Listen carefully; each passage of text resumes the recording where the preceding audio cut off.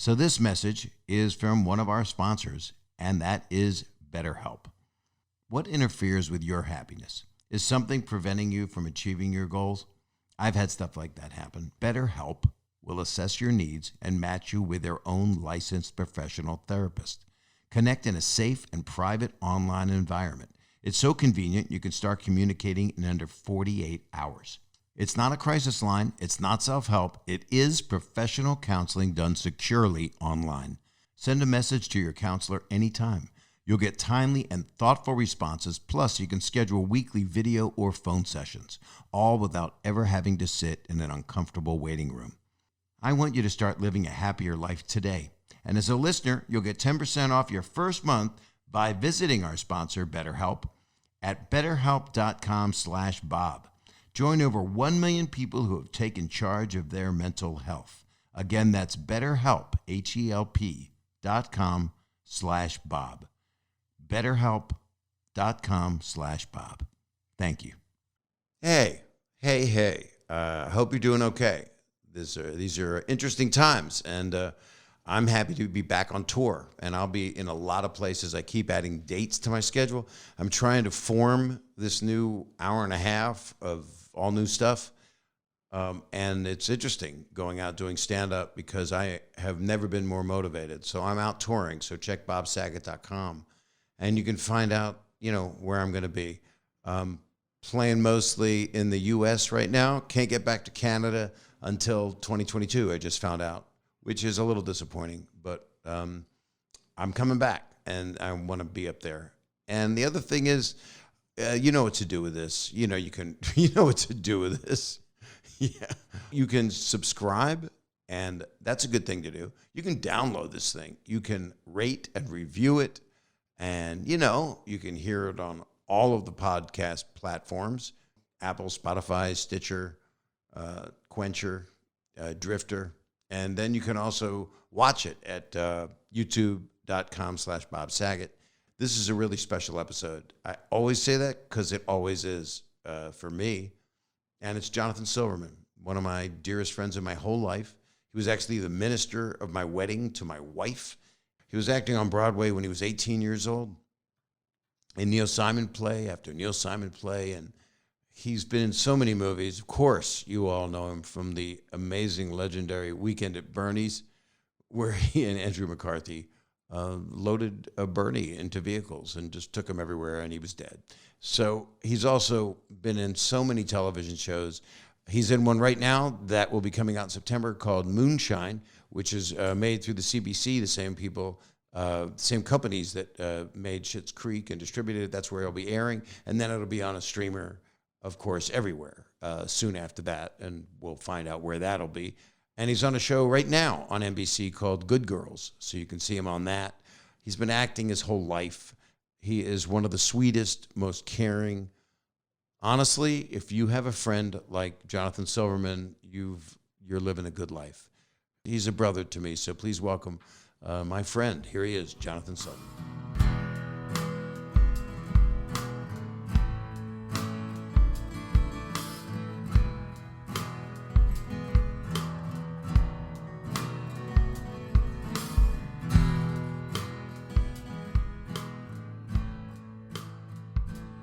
Hi. Johnny. Hi, Bobby. What do I do? You're here. Look at you. Look at you in front of an espresso machine, I think. It's an espresso machine or a piano. Oh. and all of my wife's Emmy Awards. Oh, you did everything right. I got just a Sure. bunch of, I got tchotchkes behind me, and You got lots of tchotchkes. literally- EJ, come say hi to Bob. Jennifer Say hi. Oh, here, Finnegan. More. Oh, that's not Jennifer Finnegan. Hello, Oh, Ella. did I lose the volume though? There you are. Say hi, Ella. Bob. Hi, it's Bob. It's Uncle Bob. You love me. How are you? Very Good. good. You like me, right? Good. Well, that's important. Yeah? Yeah, is Bob beautiful or cute? Cute. You're cute. Thank you. You're adorable. Yeah. Say thank you. Thank you. Thank you. You want I love you. Tell your mommy I send my love. Oranges. Oranges? Grilled Oranges. cheese sandwich. Oranges. Grilled cheese sandwich. Okay, she's gonna go take her nap now. Love you, Uncle Bob. Love you. You wanna blow him a kiss? Good. Bye. I have no idea who that was. Oh my God, Jen looks so young. She was always young, and now, it's not kosher. Oh, so where are you? Are you home? I'm home. This is where we live. Yes, it is. I know this is exactly where we you live. are You've- now. You've been in this living room many the couch times. to the left is where Jen's mom received a bunch of gifts, Correct. which we don't need to go into. And the backyard is where you and I passed out and vomited one night. That we did, and Yeah. and then we Maybe were offered. we vomited and passed out in that order. Correct. Yes, we didn't hold it inside, and then we Right. were offered pizza at that moment after we finished keckling or whatever Yes. you call it, whatever. It is. Heckling. I think that is a word. I I love you so much. I This love is- you, Bobby. this I'm is- so proud of you. Look at what you're doing. I'm doing Zoom. I'm like unlike any other human being. We've known each other so long that I remember you were the one who taught me what internet is. I remember going to your house post divorce, Right. Just post. second half of your life, Just and you post. said, "Johnny, look at this crazy stuff." And you've got this computer, and you're pressing buttons, and you're communicating with the outside world. And I was just fascinated. And now look at you. Look at me. I've got Wi-Fi. You're king of the internet. But I am. That would be Howard, I guess. No, yeah, he took over the internet. I guess. Who knows? But what I did Prince was, of the internet. yeah, Prince high of- priestess. All right. What I did was wrong. We're not going to go into it, but I had dial-up AOL that Sure. John Stamos got me free at the time because it was a demo, and you dial up, and there was chat rooms. Right. There you go. So, okay, Got it. so for people listening or watching, but mostly listening, you and I have been friends since pre-Metazoic, I think. Yes. We met in Israel, or on the way to Israel, in 1988 or 89. Hold on, I just hear people signing off of this That's it. podcast. Yeah, actually, it was Palestine back then. It was before it became. Everybody's back on now. Yeah. So, Okay. But we met a long time ago, Bob. Our we mom. met on a flight. Our moms introduced us. We were taking our parents to the Holy Land, and my mom was talking to your mom, or perhaps your mom was talking to my mom. Right? And one said, "Have I got a son for your son?" And they met. We met, and that was the beginning of a very beautiful love story. We became friends after that, and then you went off on a pilgrimage with Jason Alexander and a bunch of people, and I didn't get to see you, and it was like, bye, maybe best friend. I think at the time there were only 2 tours going for the crazy American tourists, and whenever you would be going up Mount Masada, we would just be coming down Mount Masada. Whenever you would be in the Dead Sea, we would just be finishing our float / swim. But yeah, then we reconnected, within the year, and one thing led to another. As single men in clubs. Yeah, and not in a sexual way, No. just in a brotherly way, and that was it. We adopted each other. And what was interesting to me was I had seen you, I think, twice on Broadway, and one was I'm Not Rappaport, correct? No, but I have seen it on Broadway. But I wasn't have in it. said that to you for all the years I've known you. I just want You thought people I was to know. Rappaport. You thought I was know- Judd Hirsch. I've always thought you were Judd Hirsch. Yeah. And Ozzie Davis. No, but I literally always say to you, you were great and I'm Not Rappaport. And Thank so you. I don't want people to think that I'm just misinformed. I'm No. a moron. I'm gonna do a revival of I'm Not Rappaport one day, and with I'm Michael already- Rappaport. With Michael Rappaport. And I'm going to say, I'm not Rappaport. And I'm going to show up, your review before opening night and said, Bob Saget said I was terrific in this performance. I did Brighton Beach Memoirs and Biloxi Blues and Broadway Bound on Broadway. And I saw Broadway Bound and I saw Brighton Beach. And you were exquisite. It was, Bobby. No, I'm telling you, I didn't know you, but I wanted to be friends with you because I thought, oh, that's a guy I would have been friends with as a kid, but didn't know. And then you had many years of show business. What was the youngest you were on Broadway? 18. You looked young. I look very young. I look very young. I still no. Now I look 10 years older. Now I look 10 years older than you. No, no, you don't. You look I was fantastic. I was definitely a late bloomer. So I didn't even start growing until I was maybe 16, 17 years old. So by the time I was 18 doing that play, I think the character was 15. Um, and then God bless Neil Simon, who gave me every break any actor could ever wish for, and was so kind. He put me in 3 of his Broadway plays and 5 of his movies. But in a short period of time, he had me play versions of himself in this trilogy, both on stage and on film. When I was, say, between 18 and 22, 23, I was playing versions of him aged between 15 and 25, 26. So in a short amount of time, I had to figure out how to play younger, play older. And it was all makeup. It's amazing, though, because we're talking about America's greatest comedy playwright. And here he is wanting you for all of this. And you got to spend time with Neil Simon? I spent a lot of time with him. He was a lovely man, and I still don't know why he was so good to me, but he was so kind. So I saw you in all these plays, and then I saw that's why Neil Simon was so great, because if you had an upbringing similar to what he was showing you in his work, you went, oh, I know those people. I am those people. I went through that. And though it might be a small group of people in the world, it still hits family and it hits relationships. And I saw you and went, wow, I could have been friends with this man, this kid. I mean, I was 10 years old. I was 28. You were 18. You were so good. You were so good from the get-go, literally. And you're always humble about it. What is that? You don't have that confidence that everyone on the internet is telling us all to have. Right. I don't know. I don't know why. I've never sort of been, boastful and obnoxious. I think not that, but you have a sweet apology about something when you know. But you've told me, yeah, that was a good one. I mean, I know when I'm in crappy, movies and soon to be canceled television series. That's it's part of the game. But yeah, sure. Yeah. I know when I'm also gifted a beautiful role and feel like I'm at the top of my game, and that certainly feels wonderful. But then there's those jobs where you think it's fantastic and then you watch it and you cringe.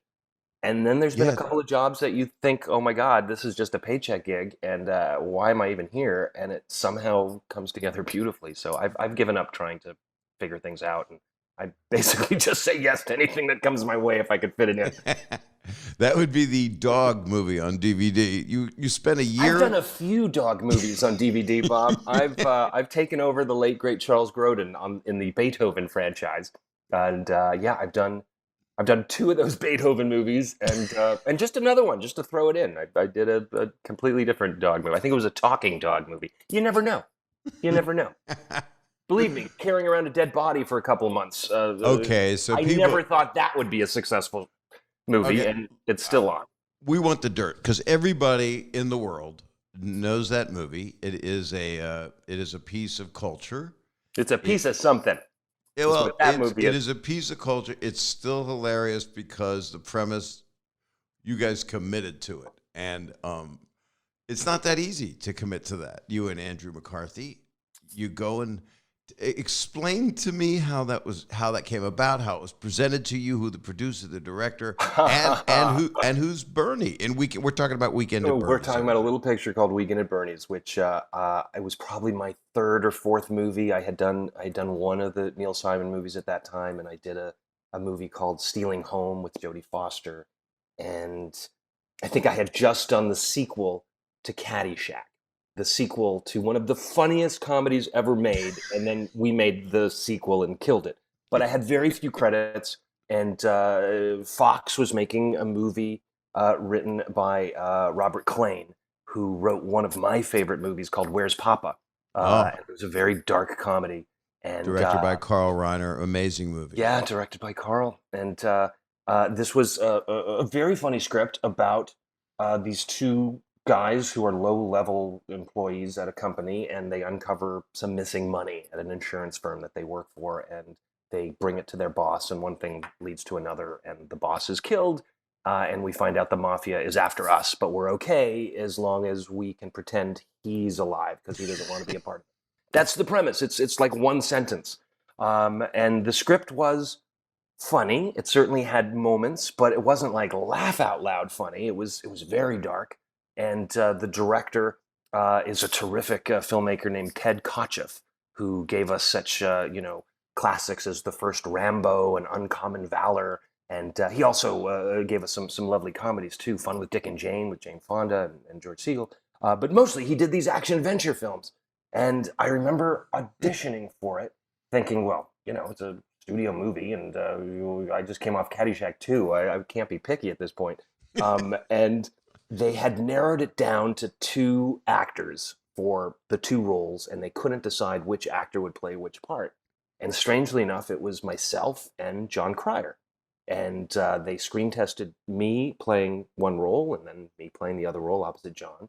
And then they said, okay, we have 7 days to get back to you and we'll figure it out. And all of a sudden, Andrew McCarthy, who, at the time was one of like the biggest young actor movie stars out there from, all the Pretty in Pink and, well, I guess not Pretty in Pink. Was that happening yet? Anyway, he was a big deal. And he threw his name in the hat and said, I want to be in this movie. And I thought, well, that's the end of that. And he said, no, I want to play the wacky best friend. So they let me play the part that I ended up playing against Andrew. And it was a lot of fun. We had about 3 weeks rehearsal time, which, as you know, is very rare for anyone. Very. To carry around. To do just to come up with all the bits, and let's try this bit where we tie our shoes together. Were you working with, now, forgive me. Terry Kaiser is the Terry wonderful actor. Terry Kaiser, who we've seen Bernie. Acting and alive in other things. Yes, before and after that movie. He had a lovely film career and television career before then, and he's done a bunch of stuff after, but he'll forever be known as a So dead were guy. the 3 weeks rehearsal, you and Andrew, I believe it was St. Elmo's Fire, I think, Andrew. Right? Yes, that's what it was. St. Elmo's Fire he'd just come off on. And then a bunch of other things. He did Lots one where he was in love with a gorgeous woman. Mannequin. Right, Mannequin. Yes. Similar-ish. Similar-ish. Yeah. And who was the mannequin? We all know her. Her name is Kim Cattrall. Right, from Yes. the lovely Sex and the City. And she Sex was and the City. a mannequin that became alive for Andrew? I believe so. So he was in this genre for a while. At least 2 pictures. Apparently. No, 3 pictures. He would work against dead and inanimate objects. Because Weekend at Bernie's 2 happened, correct? Yeah, but that's another story for another time. But we did this first one, and again, If you can't talk about the second Weekend at Bernie's, sure I can. and you really can't. But somehow this movie came out and made people laugh and made a bunch of money, and I was shocked. And it's still playing on HBO. It just appears all the it just won't go away. It's turned into this cult. And then years later, 4 years later, 5 years later, the producer, this wonderfully eccentric man who I know you know, and we used to dine at his restaurant, named Victor Dre. I have a beautiful night for you. Yes, he said, Johnathan, my love, we are going to make a Weekend at Bernie 2. And I said, wait a minute, what? It's about a dead guy. He dies 10 minutes into the movie, and now you want to make another one? He says, yes, it's going to be great. We're shooting in the Virgin... I can't do his accent. We're going to shoot in the Virgin Islands. Nor should we. I think we both got canceled during his accent. Yeah. And it got to the point where they were already there in pre-production. Andrew had signed on. Terry Kaiser had signed on. And at this point in my career... Was Terry Kaiser able to hold a pen, or was he dead? he could hold 2 pens in both hands. He was very much alive, but he didn't have one word of dialogue in the sequel because he had already passed away. But he became... You never saw it, right? I did see it. Pretend like you saw it. But no, I saw it. I don't remember. He becomes a zombie when he hears music and he walks around, but he doesn't speak. He has never the night before shooting did Terry ever have to say, I have to go back to my hotel room and learn my lines. He had no lines. And he got paid $1 million. But they were about to start shooting, and I guess at that point in my career, I had the chance to be a little more choosy and picky. And I was doing this, and I had this offered to me, and I was shooting these really cool, movies in far off lands. And I thought, gosh, do I really want to do this? And ultimately, my agent said, listen, and I think my agent was or still is your agent. No, but we used to have the same agent for a while. Yes. Very tough woman who we're both terrified of.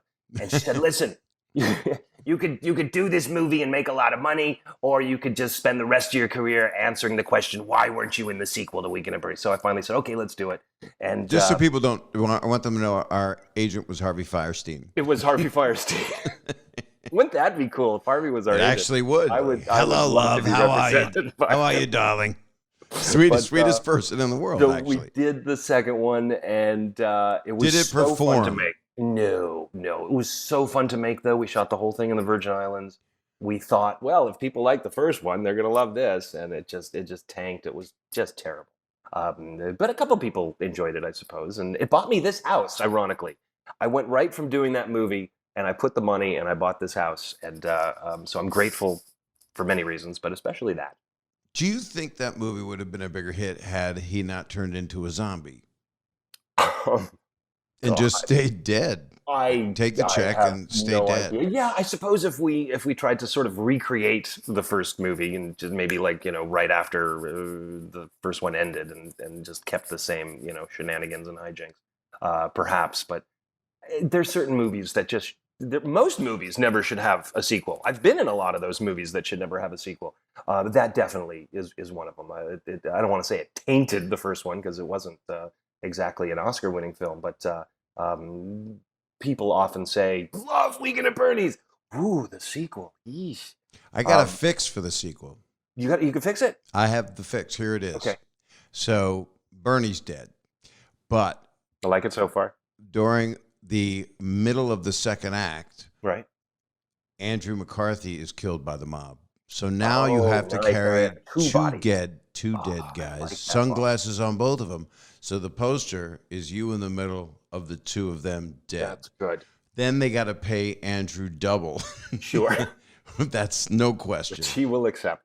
But- Andrew has turned into a very prominent television director. Very, very successful. I heard that. television director. Which is wonderful. He's doing great, and he has I don't know why I'm plugging him, but You can. but I'm proud This of him. can. I'm We very can proud talk of him. for 4 hours, so you Yeah. can plug everyone we like But and talk he has about those we written hate. He has written a book too. So he's also a novelist, a director, just a man of culture.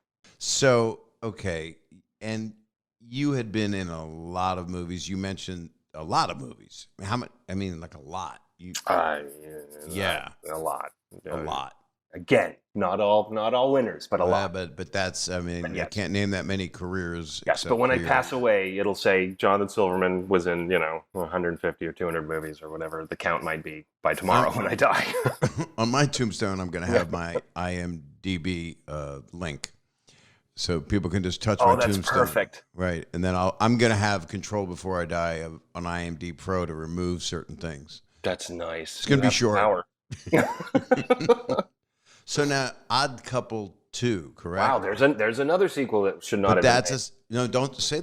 Talk about this. I'm going to The shut up experience- because I want you to talk about it because this is conflicting because of who you got to work with. made. The experience was phenomenal, and my God, I got to work with Walter Matthau and Jack Lemmon, reprising their iconic movie roles, Oscar and Felix in The Odd Couple, and I was lucky enough to work with Jack Lemmon once prior, years earlier. I think maybe right after we shot Weekend at Bernie's, I did an HBO movie where it was about the two of us, a father and son. And I think from that moment on, he just became my idol, my inspiration as a human being and an actor. And we stayed close over the years. And then when this particular project came along, it was to play Walter Matthau's son, who ends up marrying Jack Lemmon's daughter. Who also was played by a member of the Neil Simon Repertory Company, a lovely actress named Lisa Waltz, who played my cousin in Brighton Beach Memoirs and my girlfriend in Biloxi Blues, and now my fiance in the Odd Couple sequel. It was just a lovely experience, and watching the two of them together was art. It was glorious.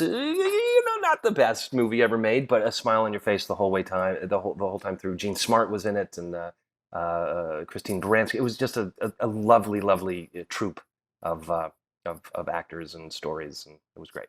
I remember loving it, and part of it was because I knew you. But the other thing is, I knew you then, right? Yeah. Oh yeah, for sure. For sure. So I'm Bob, right? Saget, yeah. Can you Yeah, wheel me Saget. can someone wheel me to the sunroom?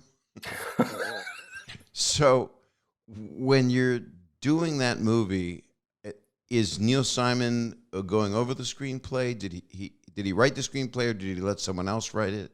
No, at least in my experiences, and however many it was, 8 projects perhaps, he was always present, and he always had a rehearsal period. It was just obviously the plays. We had extensive rehearsal periods and out-of-town tryouts and all that, but his movies always had an extensive rehearsal period. And he was always there from the get-go, always, beautifully dressed and with a smile and his glasses, and he would always work with a yellow legal pad. That was his way of writing. Obviously, you can imagine Neil on a laptop, but he was always fixing, and he had this nickname, Doc. His nickname was Doc Simon, and it was because he was a script doctor of his own stuff. He would just fix it, and constantly, after rehearsals, in the middle of rehearsals, he would hand the actors a piece of yellow lined paper with his scribbles on it. And I have a box. I really should frame him at this point, but I have a box of Neil Simon's rewrites.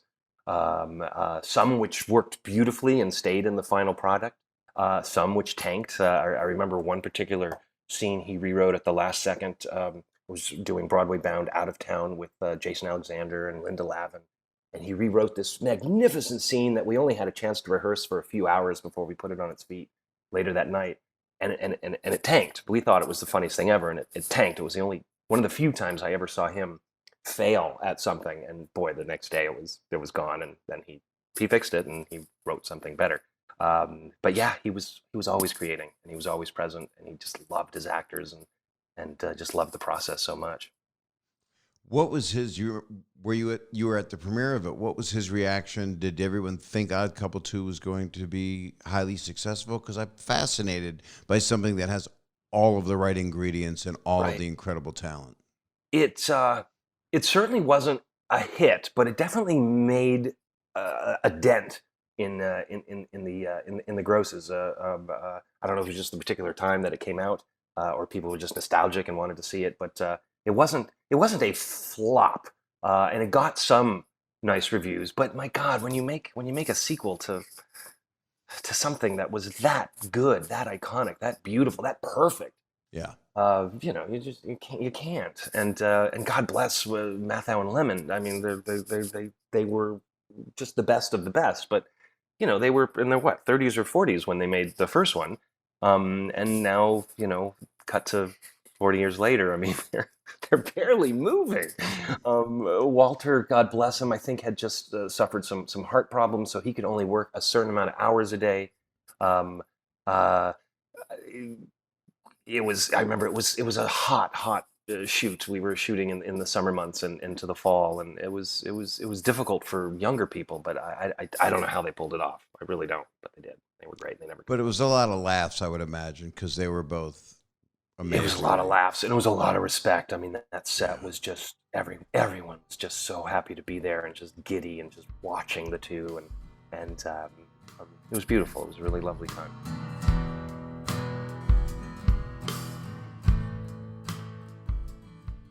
We're all out there trying to take care of ourselves. We take care of our bodies. Everything you see online is people working out, taking care of themselves, working on themselves. Well, you got to take care of your mental health too. It's really that important. And there's so many people, and I'm sure many of you know people that could truly use some help. So this message is from one of our sponsors, and that is BetterHelp. What interferes with your happiness? Is something preventing you from achieving your goals? I've had stuff like that happen. I've had what I would think would be many midlife crises where I'm trying to figure stuff out. And I went to a shrink. I went to a psychiatrist. I went to someone that could help me with my mental health.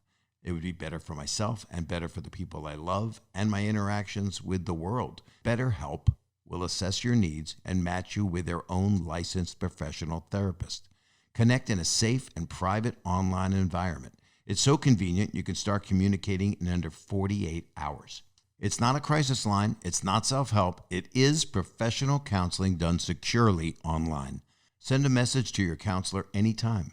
You'll get timely and thoughtful responses, plus you can schedule weekly video or phone sessions, all without ever having to sit in an uncomfortable waiting room. It's more affordable than traditional online counseling, and financial aid is available. This service is available for clients worldwide. Find the particular expertise you need online. Don't limit yourself to the counselors located near you.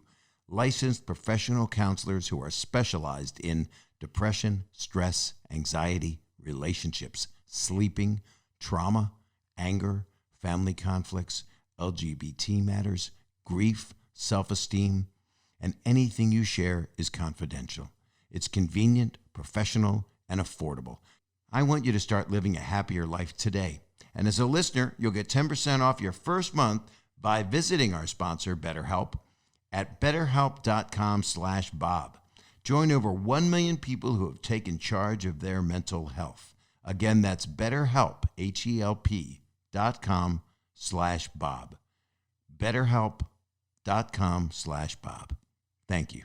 Your mom had gone through some unrequited moments in her life, not unlike my own mom. My mom had deaths. Mom had to bury a lot of children. Bury children, and anybody listening, people think when you talk about this and you don't start crying when you do your conversation, whether it's a podcast or television show or whatever you're talking about, how you're communicating it.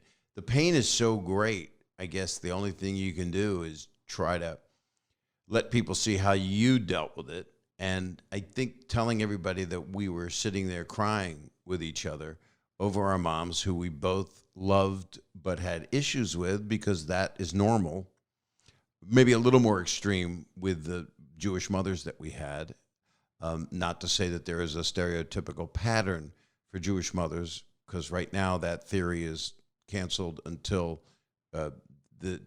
Gen X becomes Jewish mothers like ours were, which is don't go outside, don't go, and I think the older we get and the more dangers there are, don't go outside is going to make sense. Yeah, sure. Put your mask on. Put your mask on. Don't talk to anyone. Don't let people breathe on you. God. Don't go to the store. I'll order Wash it. your hands. Sanitizer. It all makes sense now. They were right. They were just ahead of their time. Yeah. But your mother had a horrible thing happen that I'd like to share. Thank you. Let's talk about the tragedy. No, she did. She, as a child. That one. I don't know that one. I was going to talk really? about the You don't know that one? play. No, I don't know. That one. Okay. Well, No, tell me the child. Let's start with the child one, because once you hear, I can't believe I never told you this one. Once you hear that one, it's like she had a pass for the remainder of her life, because I can't imagine anyone going through that. She was a teenager. She was 16 or 17 years old, and she was born in Jerusalem. And she was born so long ago that it wasn't Israel. I mean, her birth certificate says Palestine on it. It wasn't, it was the state of Palestine. And Right. She was born in the late 20s. And there was the big war, the War of Independence. And she lived just on the other side of the old city. And it was common for bombs and various bullets and shells to go from one side to the other. And the legend of the family is my grandmother, my mom's mom, had a dream the last night of her life that something was going to happen to her daughter, who eventually became my mom. And she only told her husband, my grandfather, about it. And all day she kept my mother inside the house. She wouldn't let her leave. She kept an eye on her. Finally, it was nighttime, and they were having dinner, and my grandmother was serving a plate of food to my mother, so she was sort of hovering over her, putting the food in front of her. And at that moment, a bomb came through the roof of the house. Direct line for my mother, but my grandmother took the hit and saved her, but she was killed, like literally in front of a teenage girl. Somehow she barreled through and continued on with her life. But in terms of trying to find happiness ever again, I don't know how she did it, but she did. I think she swallowed it. Was what various relatives that I've come into contact with have said. She just dealt with the pain and just tried to move on. But yeah, she met the man who became her husband, my dad, and they moved to. Well, he was from Connecticut, but he brought her to the States, and she had 3 kids. But the story you want me to tell? Well, wait, I want to back up because I have a question about that story, which is a very tragic story, and war is hell, and anybody having a bomb drop on them from anywhere that hits a child or a person watches their parents die is the worst thing on this earth. But your grandmother was preparing food to bring to the table. That's the story? And I'm going to ask you with all honesty, do you know what she was preparing? Do you know what the meal was? I'm assuming it was gefilte fish. That's Stuffed a cabbage? Great question. If there's any Latkes? way, if there's any way I could find out, I can't imagine it was anything too good because it was a war zone. So I think they were, lucky to have, just some warm water for soup. But I never asked that question. God bless you for wanting to know that. For wanting to know the important stuff. I'll work on it. I'll try and ask. Well, was there another family member present, or was it just your mom and her mom? It was just my grandparents and my mom. It was just the 3 of them. That's so damn sad. Yeah, it's not a good story. And no, it's an important story. Hi, everybody.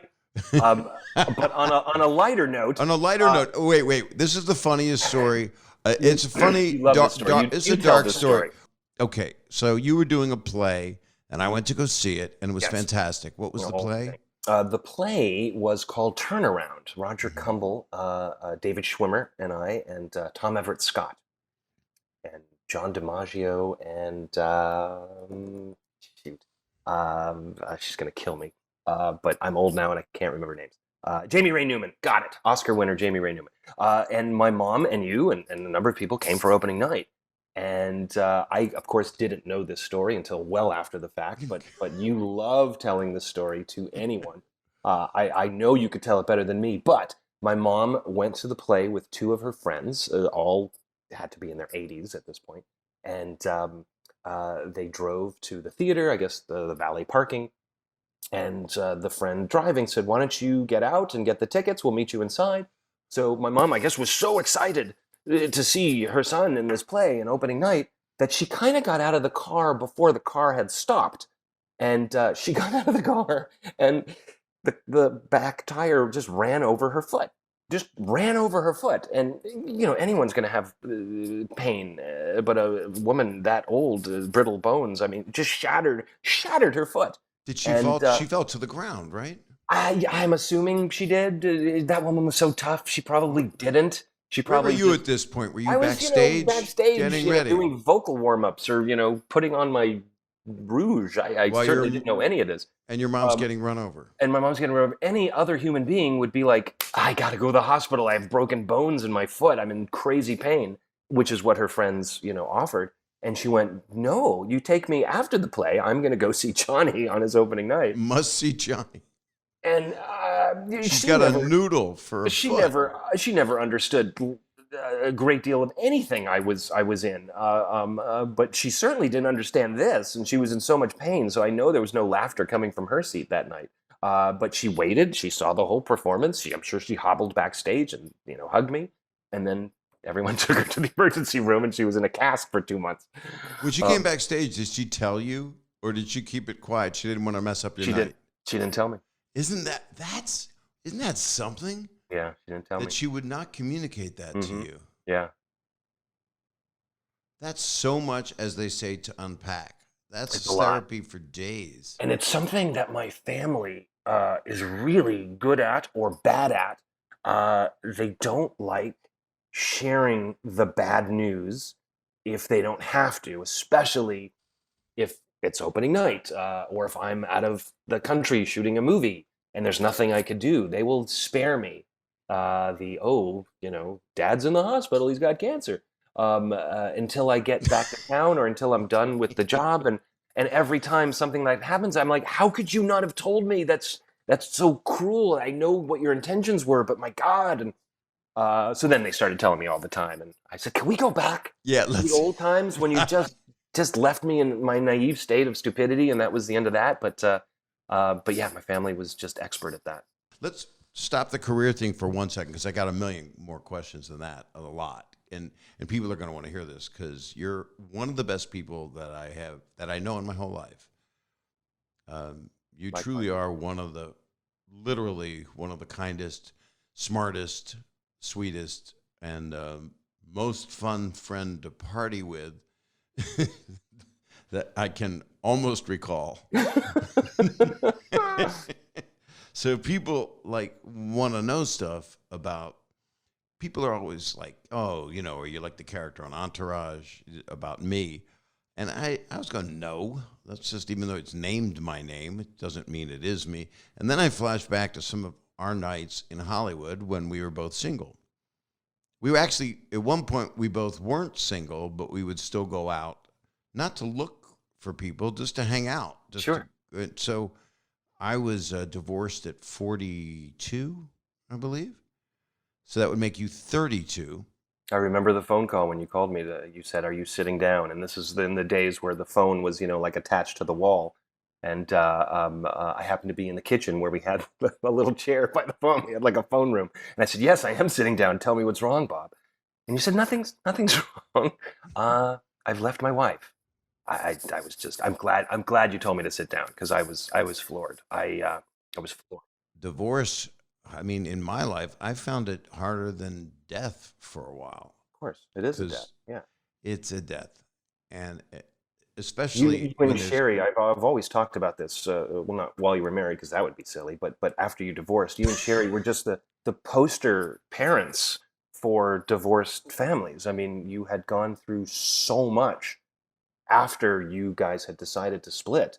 Celebrations, tragedies. But my God, you just to this day. I mean, you're so kind to each other and supportive, and it's always kids first, and you guys second, and it's really beautiful. And you both moved on with the various relationships, and she just had her anniversary. She's doing really well, and it took 10 years, to be honest with you, and so it's been 23 years, I think. But the past 10 years have been,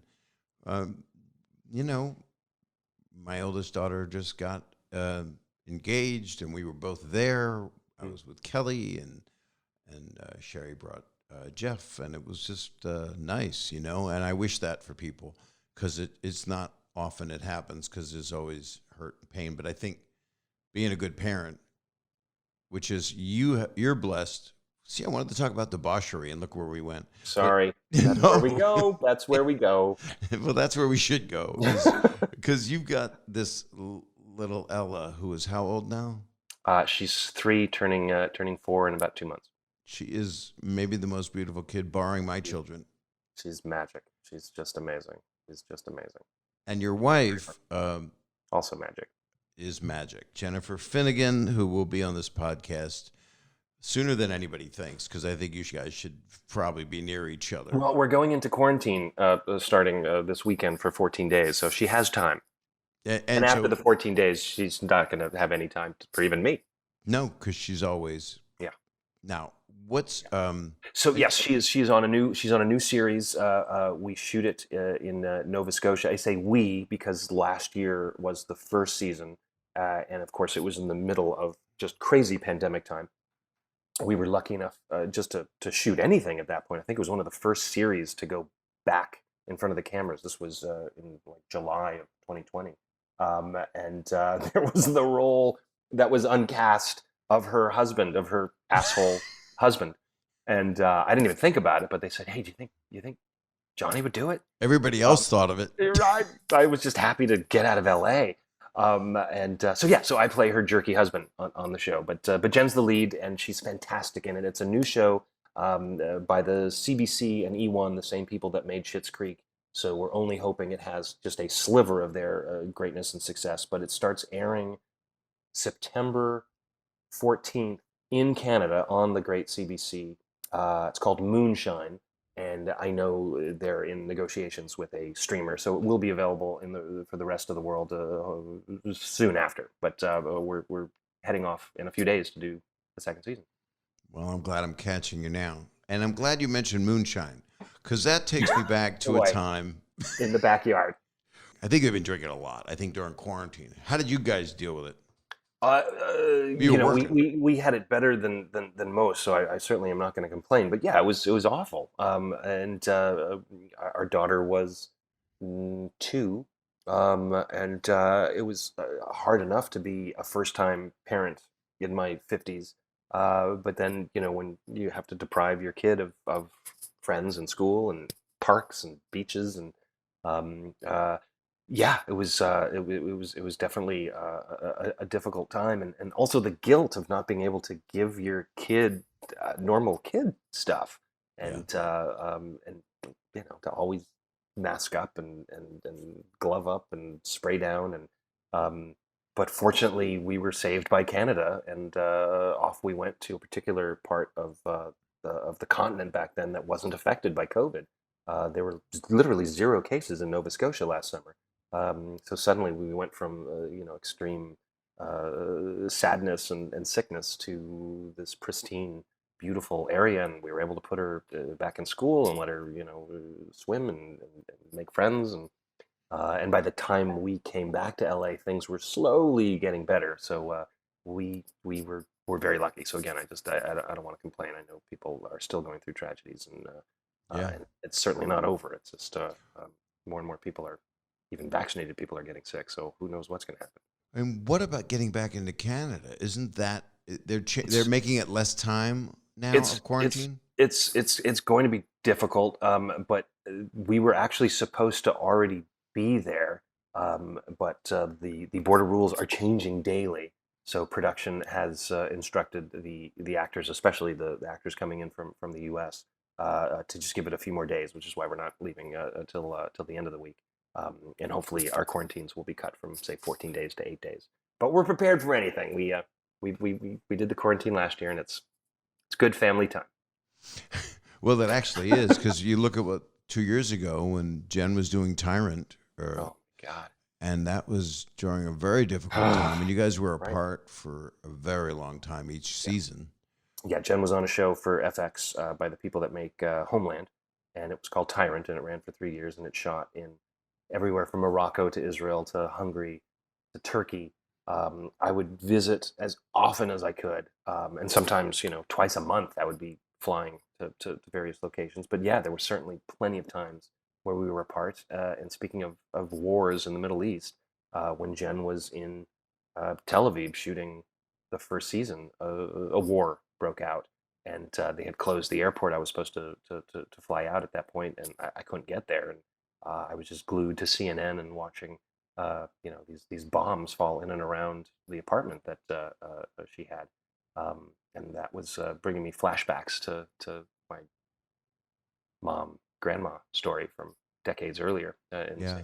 the same part of the world. So and I was with you on one of those nights when you just took me out and said I could be okay. And, we gave each other advice, actually. Mhm. And you actually had we don't have to get into it, but you're kind of a hero. You're really I'm not, but you egged me on without your guidance and support and advice. I probably wouldn't have made those phone calls and sent those emails. So thank you for that.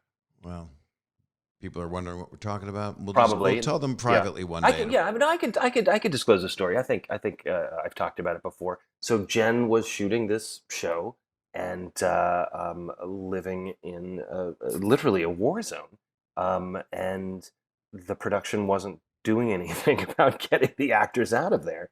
And there was about a 2-week period where she would hear the sirens and the warnings go off, and she would have to spend the night in her bomb shelter. Every home and apartment had a special spot, whether it was a closet or a hallway, with these very enforced walls and protective ceilings.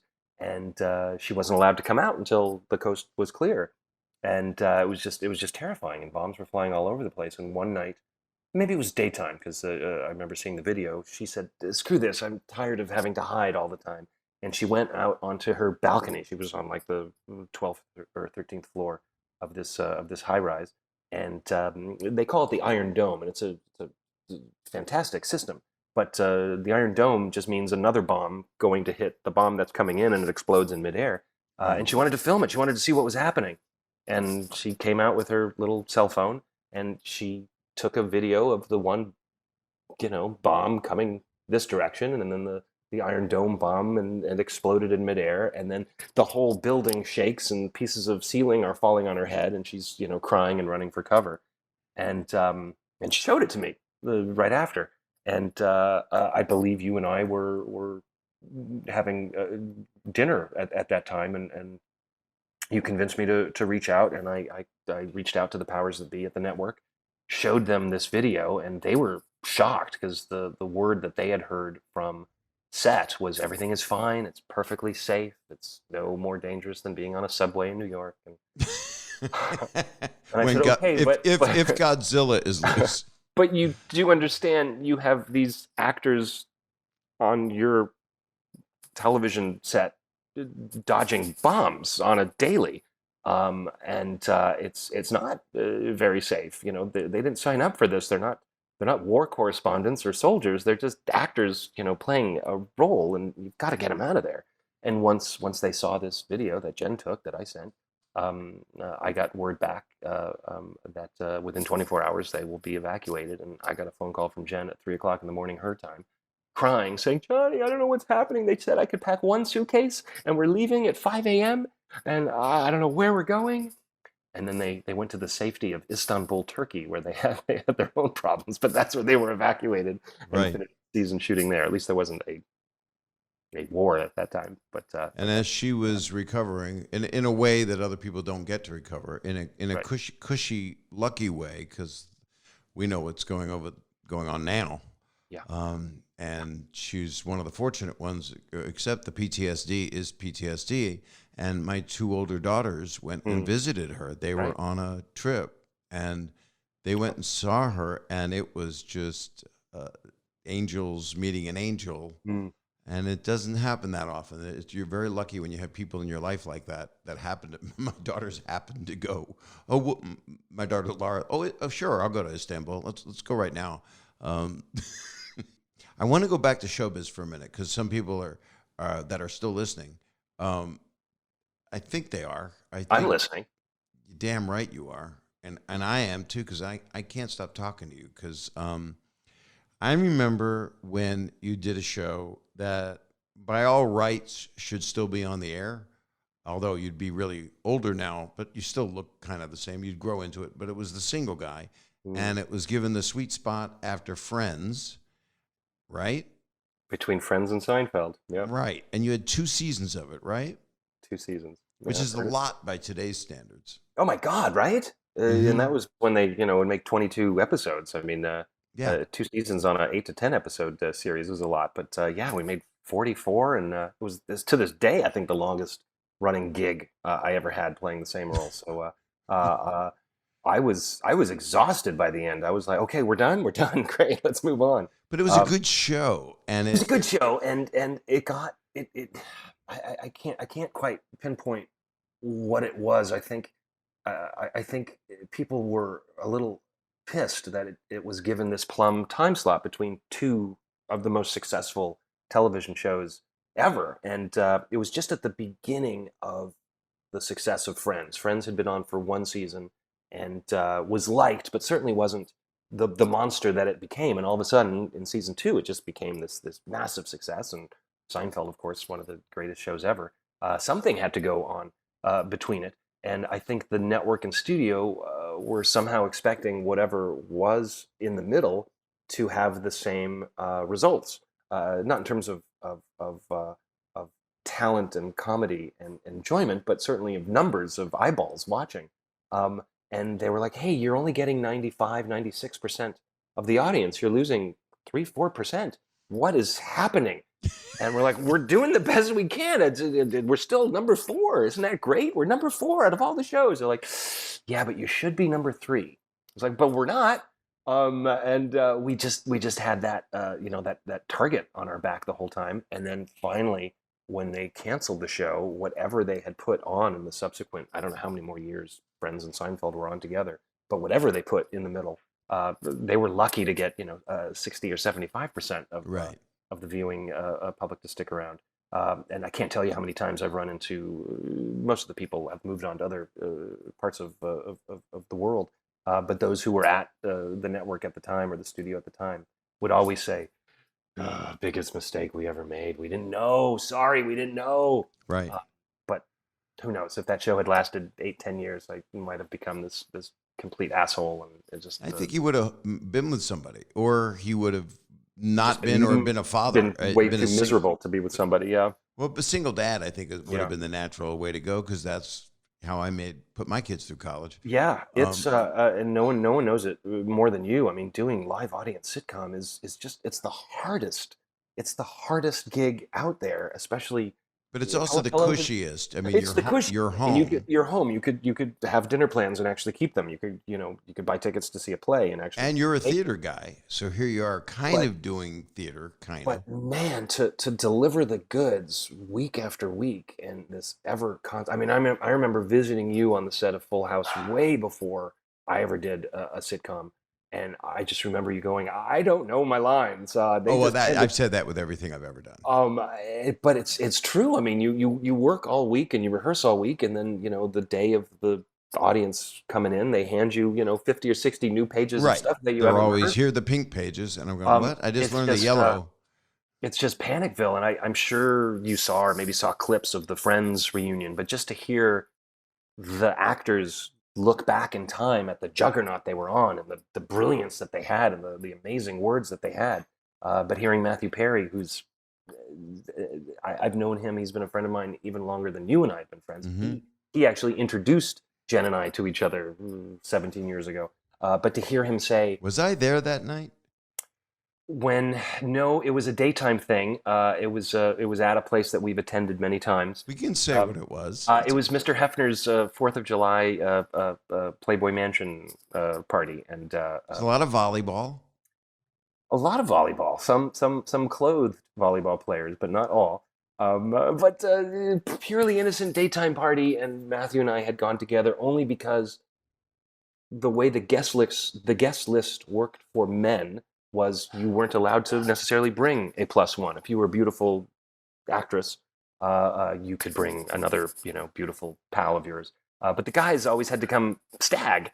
So Matthew and I ran into each other the day before, and are you going to go? Are you going to go? So he drove, and we went. And as soon as we walked in, he said, "Geez, I've never done this to any of my friends before, but there's somebody here I think you would get along with so well. She's so funny and pretty and talented, and can I introduce you?"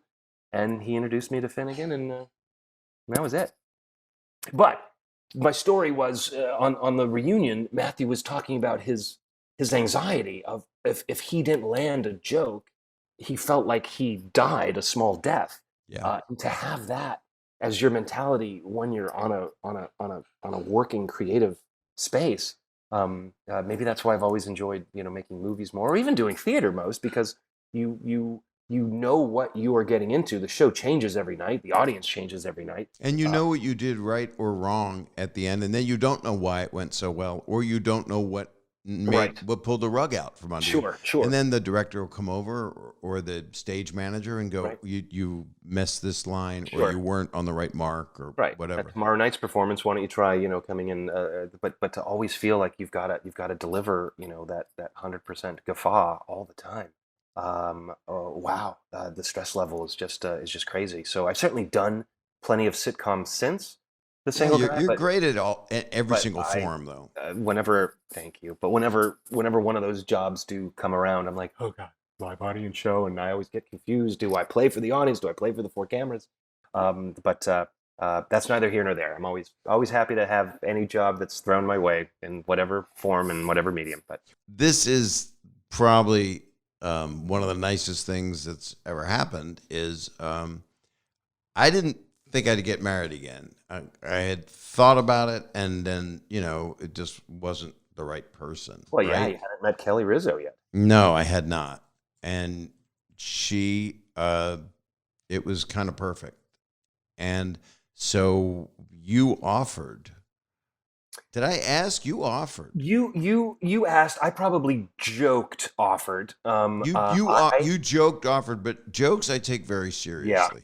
I had become an ordained online minister for some friends, and once I did it, I thought that, well, I'll never have to do that again.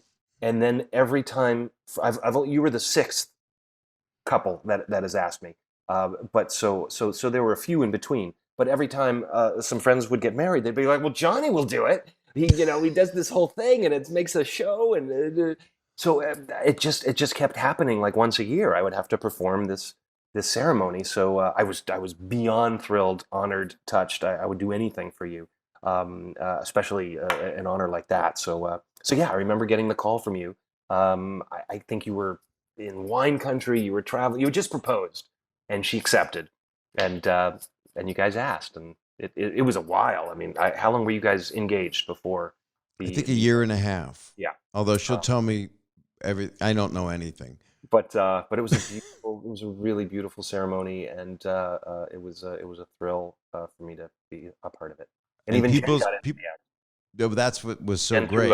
And threw an old shoe over your head. When I do a ceremony, first of all, if a friend is asking me to marry them, it's not going to be a religious one. It's going to be mostly laughs, maybe a couple of tears, but mostly just happiness and silliness. And so I try to pick little traditions from the bride and groom's ancestors. And Kelly comes from Italian Sicilian descent, and we found this one custom where someone's supposed to throw a shoe over the bride's head. So I enlisted Jen to take an old shoe. It was actually her shoe that she wore at our wedding, and she chucked it over Kelly's head, and that was one of the traditions. And not a lot of people know this, but when Jen and I got married, we essentially eloped. We were engaged for almost 3 years, and we finally decided, okay, our parents are driving us nuts. We don't want a big wedding. We kept putting it off. So we chose whatever our destination was that coming summer, and it was a Greek island. And we just invited our closest, no family, and you were there. You came all the way. And your duty at the time was to learn a song, which was Jen's favorite song, as she came down the aisle. And you learned this Corinne Bailey Rae song overnight. And she came down the aisle, and it was also your responsibility to use that same custom. And you threw an old beach sandal flip-flop over Jen's head into the Mediterranean. So it was our pleasure and honor to repay the favor a decade later. Well, it's all love. And I mean, you represented every faith pretty much. Well, not every, but you would have if we would have been whatever. I tried to cover. Kelly's mom is an American Irish Christian. I don't know. I think Nordic, but I'm probably so off right now. I'm going to get yelled at as soon as she hears this. But and I'm going to see them shortly. I'm going to go visit them because I never met my niece before. Oh, great. So I get to see like a little pre-3-year-old Ella. She's 2, this cute little, gorgeous little creature. So that wedding, by the way, my wedding with Kelly, I don't remember what everybody tells me that I ended up doing stand-up at the altar. Yeah. I swear to you, I had no idea. When we had our officiant bride and groom chat lunch months and months earlier, I asked you, what do you guys want? What do you want to be said? Who do you want to participate? These are some ideas that I've had. And you were totally open for anything, except you guys were very hesitant, especially Kelly, to recite your own vows. You're like, no, we'd rather not. And I pleaded with you guys saying it's so special, and all these people and family and friends are traveling from so far away just to celebrate you, and they want to hear your thoughts on how much you love each other and what you all mean to each other. So I convinced you guys to do it, and Kelly, had some beautiful stuff written, and you had some beautiful stuff written. But then you went off book, and you had the mic, and you gave everyone a wedding gift from your own wedding. You gave everyone, a quick 20. It was fantastic. It was really good. I was told it was 8 minutes. It went on and on. It was beautiful. Beautiful. I was looking in the audience, and the congregation. Great. Your wedding gift to us in Mykonos in Greece in 2007 was our rehearsal dinner. And again, it was just 10 of us, 12 of us, including me and Jen. But at the rehearsal dinner at this little seafood place on the beach, you held court and you gave us a beautiful gift. You did about 5-10 minutes, including the Aristocrats. You did a brand new rendition of the Aristocrats, and A cleaned up version about Not a happier, not so clean. healthier family. Yes, perhaps happier. Definitely not healthier. But it was such a beautiful gift. So thank you again. Well, that was Jen that wanted it. I don't do that joke anymore. I never did it. I mean, Right. in the movie, I told it for the second time in my life because I didn't know what it was. I didn't understand it, and I didn't like it but I went, "That's what it is. It's supposed to poke fun at her horror." Yeah. But Jen wanted it, and I was like, Gave it. It was "Give me beautiful. one more drink, and I'll do it." But then other people always ask me, I go, "No, those times have passed, my friend. Those days. You really got me at a good time for that joke." We're lucky. We timed it. Drunk in Greece. You were on a boat with Stamos, right? You were doing like the Greek islands. We weren't on a boat, but we were on a boat at one point. But then we went to, I don't think he was in Mykonos. I think I was with you on Mykonos, and then I was with him in Santorini. Okay. That's when he did a thing to me, which was horrific. Because in Santorini, you've been to Santorini, right? Sure. That's a real Karen thing to say. Sure, we did Santorini. Everybody's been to Santorini, but it's very sunny and hot, and you face the sun throughout the day, and it's all white adobe type hotels, very pretty, and the sun's really crazy hot. So he And took a lot of donkeys. There are donkeys everywhere, Donkeys. and they hold on. Let me just recover. Okay. So I had hung my wet bathing suit outside because there was a jacuzzi outside the unit, and I hung it outside the door, and he took a Toblerone bar from his mini bar and he put it in the bathing suit, and it was hanging on my doorknob with a do not disturb sign, and it looked like I had shit my pants. Right. And it just was dripping all day, and I didn't know that because I was sleeping till like 3 or 4 p.m. and we were going to go out that night, which we did. But and he took pictures of it and he showed it on Jimmy Kimmel. So that's always It nice. reminds me of another trip we took to Vegas back in our single days when we went and saw the O show. But that's Please somehow Completely. can you tell any of this? I remember we had checked into a hotel. We had separate rooms, and you were given a beautiful suite. I want to think it was for a gig of some sorts, but there we are at the hotel, and you were just sort of checking in and unpacking your suitcase, and you noticed something like under the bed, and I believe it was not yours, but someone else's undergarments that were left behind. Yep. So that's how the night like we're probably That's the beginning. And I didn't have like the thing that the claw, the toy that you can grab things. No, but you did have a phone and you changed rooms. And, I changed rooms right. I don't feel comfortable telling this story because a lot of it has to do with your not feeling so good. Well, I don't mind that. Okay, you were not feeling so good stomach wise, and we had tickets to see the hot show at that particular time, and it was the Cirque du Soleil O show, which was all sort of this underwater aerobics and water, just flying all over the place and people diving into geysers, and it was glorious. But you were a little concerned, and you thought maybe we should not even go to the show tonight because you might need to spend some time very close to a restroom. And you did. You spent a lot of time in whatever restrooms were on the way to dinner and the way to the show. But you sat down, and all of a sudden the show began. It was just water just flying out from the bottom and going sideways and from everywhere possible. And you were just like, if only I could just sit on that for just 10 seconds. This would be the greatest night of my life. Let it be my bidet. I called it the Oh No show. Oh, no. I actually left during intermission to get Imodium. Oh, nice. And then here's the problem with that. If you take too many of those, Or you can't do anything. for a don't while. do that. No. Don't do that. You Left could over. just no fire in the hole. Right. but that was a beautiful show, and somewhat It's a tainted beautiful show. by your taint. And then the guys wanted to go out, I believe, to a strip club. And I went, no, I'm not. I'm not doing this night of debauchery because there were a couple of reasons. One was I didn't want to projectile diarrhea onto dancers. Right. You're supposed to get a lot of money. That's a lot of dollars. I'd be using them to wipe myself. Yeah, that's a different champagne room altogether.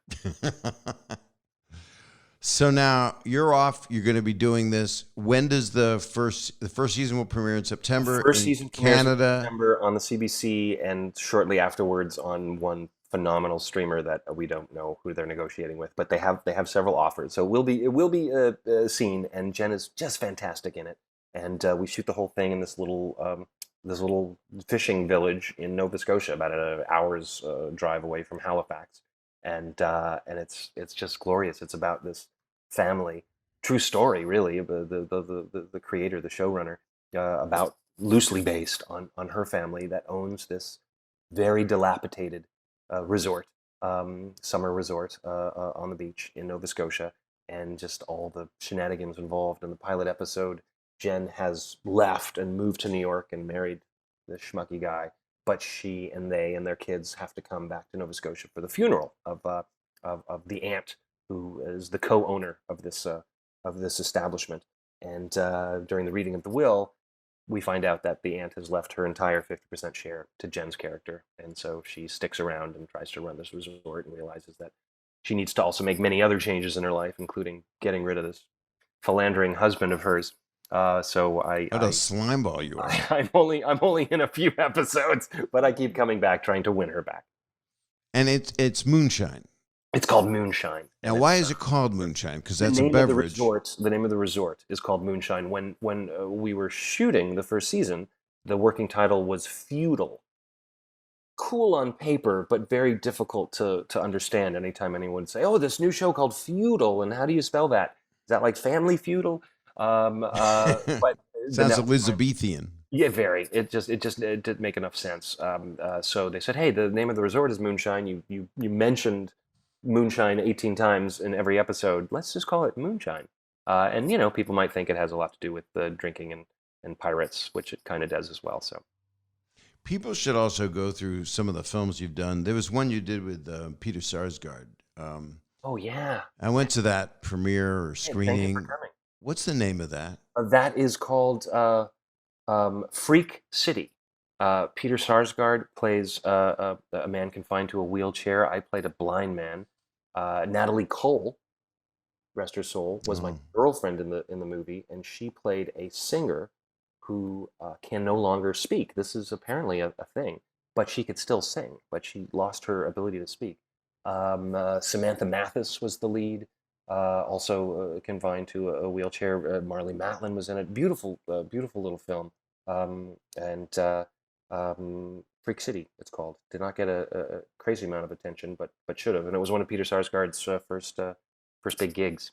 I loved your performance in it. I thought it was one of the best things I've seen you do, and I've seen everything you've done. Thanks, Bobby. It was really good.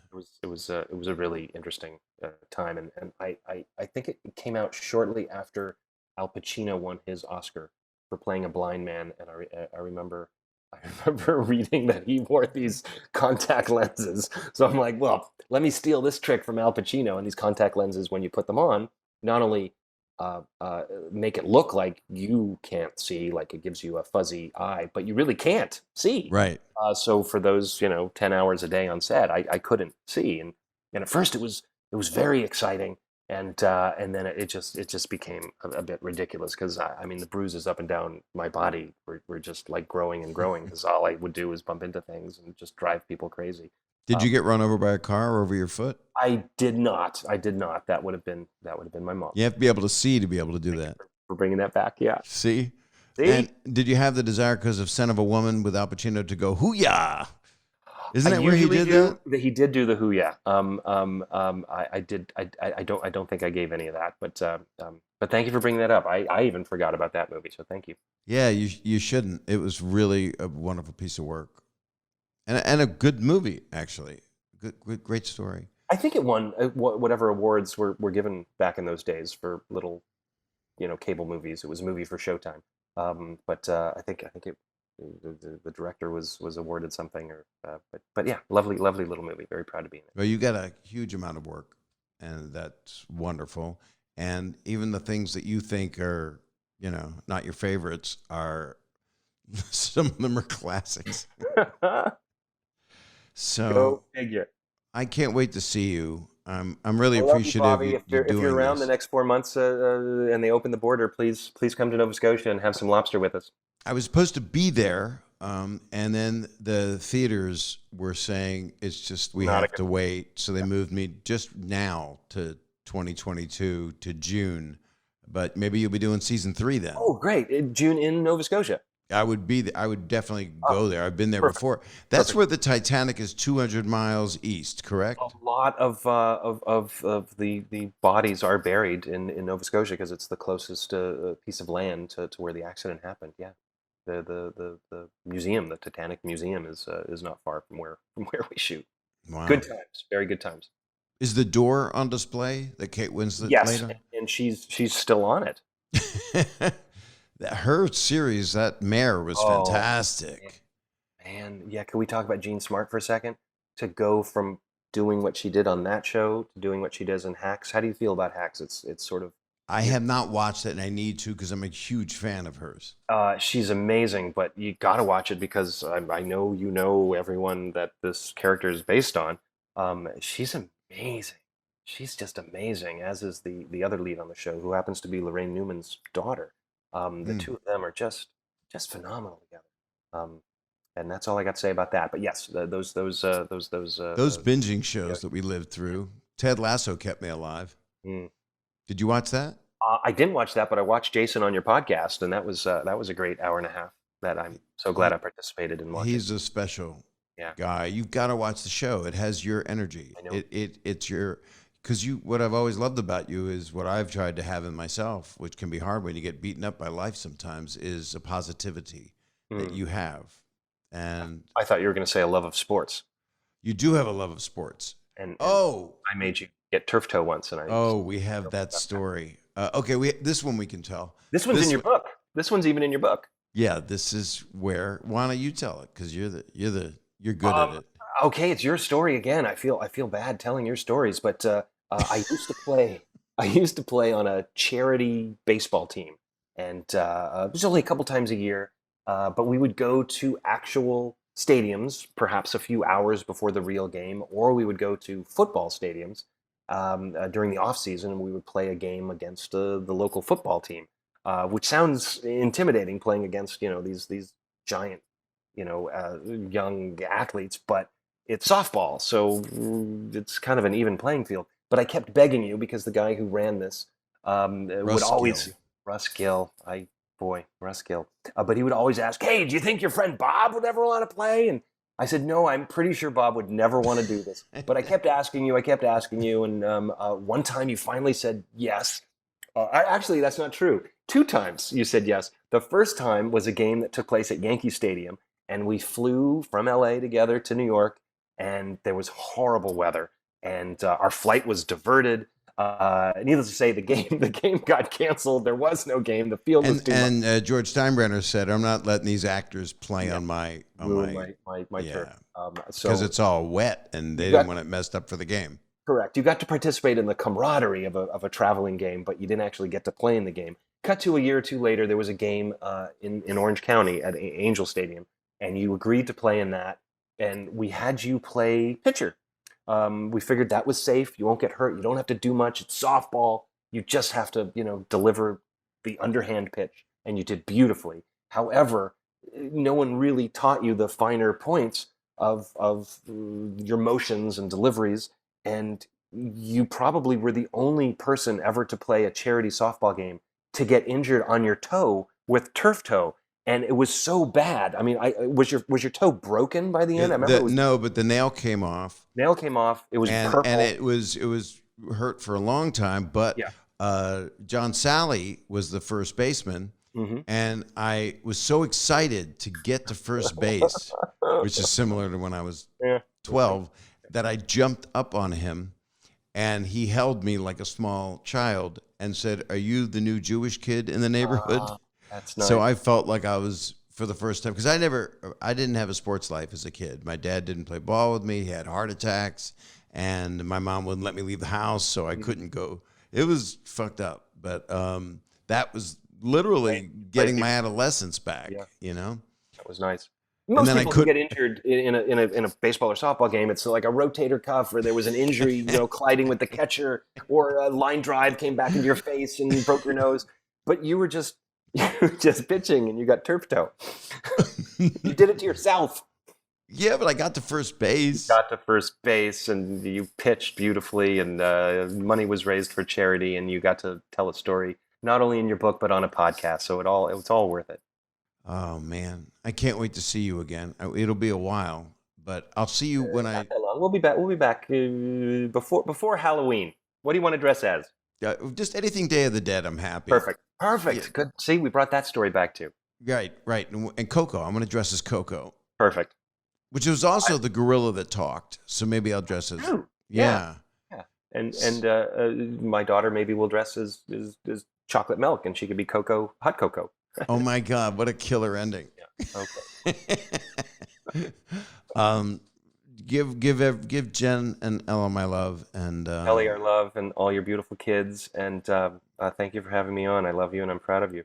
I love you, and I'm proud of you. And not only that, but you did amazing lighting. I'm like overlit because the sun's coming through, and I have the. Yeah, it's just honestly, I chose this just because it would be far away from my daughter's, nap time. But yeah. I actually thought you were sitting in front of a coffee machine. I had no perspective understanding. Zoom is not. I have been drinking coffee, and this is a cup that my daughter made for Father's Day.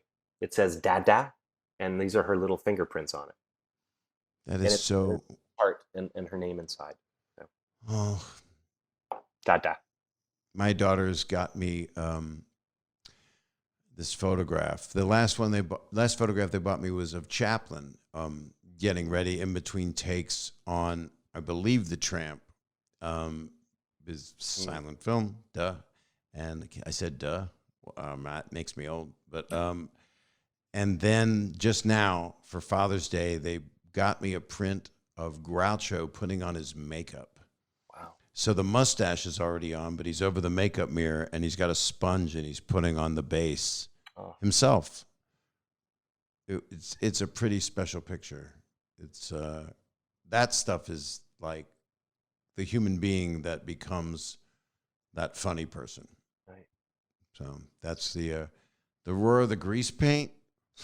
Good ending. It's appropriate. I saw that play and I hated it.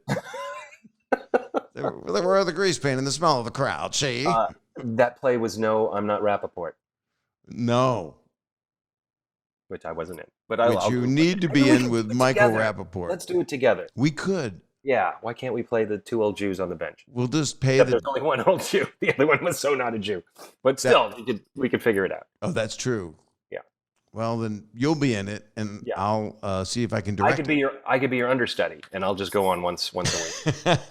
I'll be your understudy. Perfect. It's like they'll just inject me in the chest like Uma Thurman in Pulp Fiction, and I'll get ready to go on. Perfect. Well, travel safe. I love you, Bobby. I love you so much, and I can't wait to see your show. I mean, it's only two months away. It's Jen's show, and it's dynamite. But you could still watch me on. But it's your show because you guys are married, unless there's a thing. Did you sign something that says it's not your show? Yeah, the Ketubah. It says. But you could still see me on Good Girls.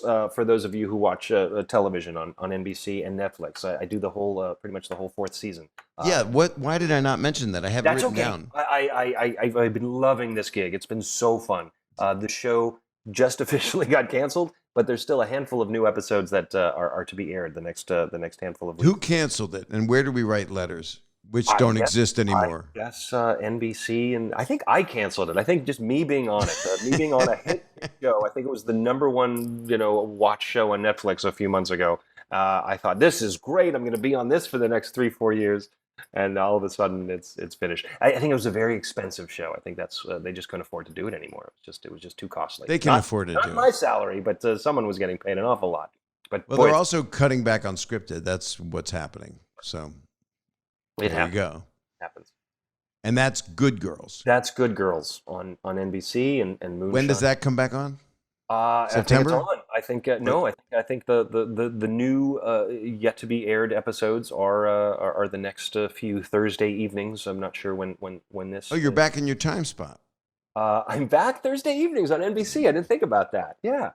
But I think Netflix then airs it, in its entirety when they start airing the 4th season, and then you could binge watch me. I play my character's name is Download Dave, DL Dave, and I play a married to a woman Secret Service agent who is having an affair with his male partner, and I'm trying to catch the bad guys and get the good girls in trouble. So you're a good person in that. I'm a good person, sure. Not like Moonshine, where you're a horrific husband. I'm not a good person. But technically, I'm also a philandering husband on both shows. I'm cheating on my wife with a man on Good Girls, and I'm cheating on my wife with a woman. That's how talented I am. I could have sex on television shows with both sexes and cheat on my spouse. That's the sign of a talent. At the same time, 2 shows in 2 different countries, and look what I do. And yet it's the same motivation to cheat. I guess. I don't know But what you're the not motivation that. is. You don't even But have that's that. so not me. I'm about No, as you don't have that gene. All the years I've known you, you don't have that gene. You Well, just. there was one girl named Jean that I dated, and I cheated on her. I dated Gene the Dancing Machine. Queen? Yeah, Machine.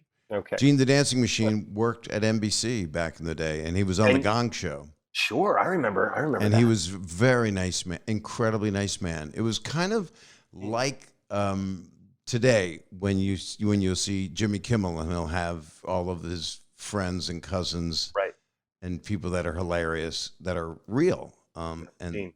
that was Gene. And anyway, I love you. I Good love girl. you too. We're never gonna say goodbye. No, You that's first. it. That's the name of your book.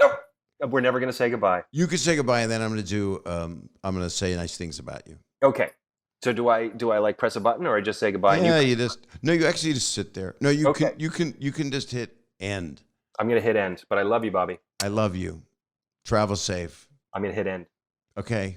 I'm miss you. Hitting leave is what I'm gonna hit. Yes, and I'm leaving you, Bob. End meeting. I'm going to miss you. I miss you already. That's my friend. That is my friend for a long time, Johnathan Silverman. Johnny Silverman. He is one of the sweetest people that you could ever want. I wish you all a friend like that. And he's so talented and so humble, and he's always working, always. So it's like, I didn't even know Good Girls was on because I don't watch that much TV. But I will watch it because I want to see him. And he says it's good. So even though it's canceled, that don't mean nothing anymore, right? And then you'll be watching Moonshine, which will be streaming after it hits up in North America. Let's just say Canada, because I do love Canada. And I wish I didn't have to cancel my dates there right now. I wanted to do them. It still says I'm listed in Calgary at the Jack Singer Theater. They have to change their website, but I am going to be there in 2022, just a couple months in. It'll be in June. And I'll be back in a lot of places in Canada. I know that Regina and Whitecap, I know all you people know those places. Well, Regina, who doesn't know that? And Whitecap, I got to go to the dentist. But then the other thing is I want to go play back in Vancouver and Toronto and maybe even Montreal off the JFL schedule. Not, maybe off-road, not when they're doing their festival. Anyway, that was Johnathan Silverman. I love him so much. And check out anything memorable. Go look through his stuff because he is so damn good and one of the best people. And again, he married me. Well, my wife married me, but he was the minister. I wish you all a lot of good stuff, especially now as we climb back into whatever reality we can have.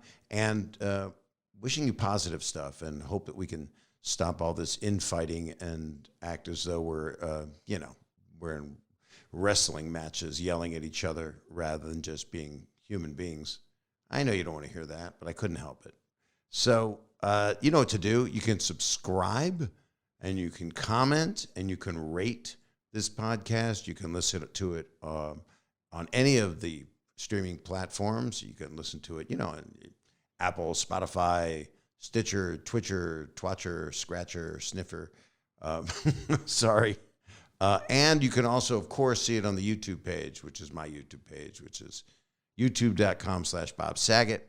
Thank you so much for listening to another episode with one of my best friends in my whole life, Johnathan Silverman. This has been Bob Saget's Here For You. I was going to say it as a question. Bob Saget's here for you? The answer is yes. And I will see you next time.